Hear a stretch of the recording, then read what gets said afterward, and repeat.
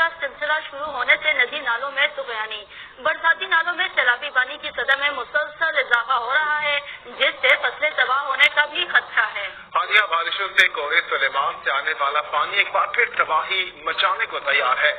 عوام کا مطالبہ ہے کہ منی ڈیمز بنائے جائیں جس سے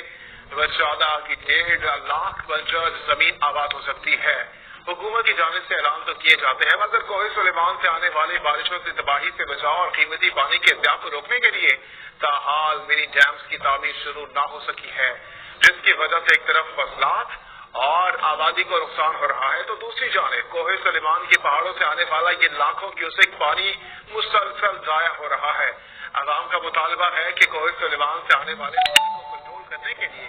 فوری طور پر منی ڈیمز بنائے جائیں جس سے 14.5 لاکھ ایکڑ سے زائد بنجر رقبہ بھی آباد ہوگا